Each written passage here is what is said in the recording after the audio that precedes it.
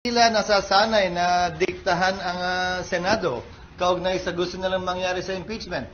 Pues kung trabaho ng ilang mambabatas na maging sunod-sunuran kay Speaker Romualdez na gusto, klaro, itong impeachment na ito, hindi namin trabaho yan sa Senado. Hindi ko rin trabaho yan bilang tagapangulo ng Senado.